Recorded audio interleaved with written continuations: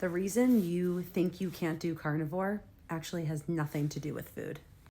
I have a lot of people in my life, even as a 3.5 year carnivore, even as somebody that watches me and sees my results, who are sick, inflamed, and refusing to do the one thing that could actually help. The joint pain, the insulin resistance, all of the symptoms that you're feeling, it's not just the hormone disruptions. It's not just who you are. Your brain is literally refusing the opportunity to see things differently. I want to talk a little bit about why some people in your life, maybe you are a carnivore and people are like, oh my gosh, I could never do that.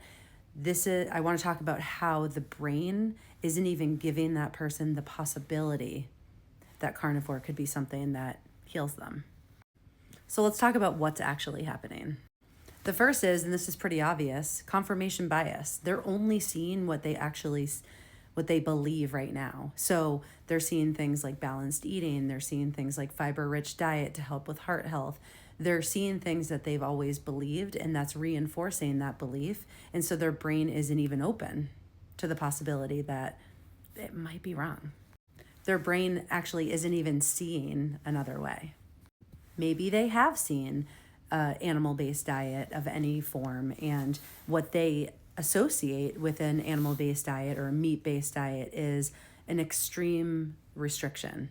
So they're seeing what they would lose, not what they would gain. They're not thinking, yeah, it could be restrictive to limit the amount of things that you can eat on your safe list, but what you'd gain in the process is reduced bloating, reduced achy joints, reduced inflammation, reduced weight on your body, increased insulin sensitivity, and all of the other things that we all know carnivore is good for.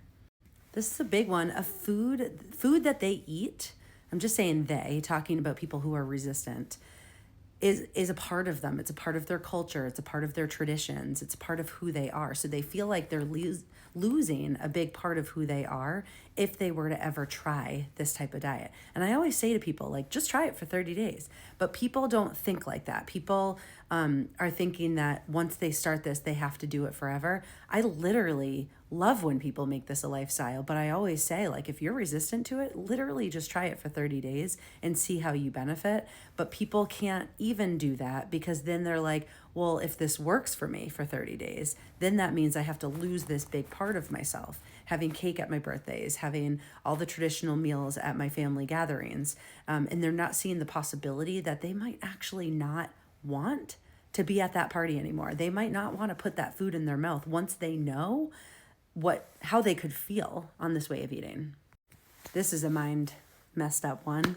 Cognitive dissonance. If they admit that carnivore could actually heal them, then they also have to admit that they were wrong for many years.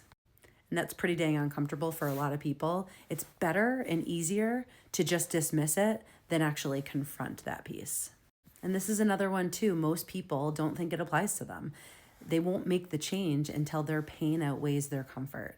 And so usually when something horrible happens, that's when the radical change happens, rather than the nagging things that might be helped by carnivore and being able to prevent the big radical thing that happens.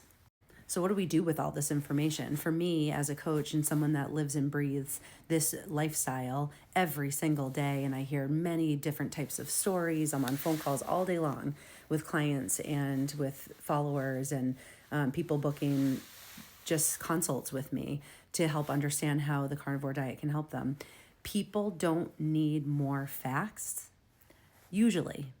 They just need examples. They need to see it in practice. They need to see how carnivore is actually healing many people. And that's why I'm putting together, I do a terrible job just because life moves on, but I do a terrible job of all the testimonials and making sure testimonials are up on my website so that people can really read those examples and see how in real life, real people are healing through the carnivore diet, and real people just like them who are resistant to the change, who don't think that it could help, who don't want to confront themselves, who feel like they're losing pieces of themselves.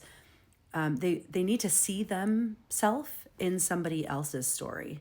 And that's why I love TikTok. I love making people, I love that TikTok is in a place where people can hear personal stories. And I think it's done a wonderful thing for carnivores, and for people on this way of life, seeing people, seeing examples, hearing from people like me who are coaches and who help people through this every day. We're sharing stories and being able to help one another.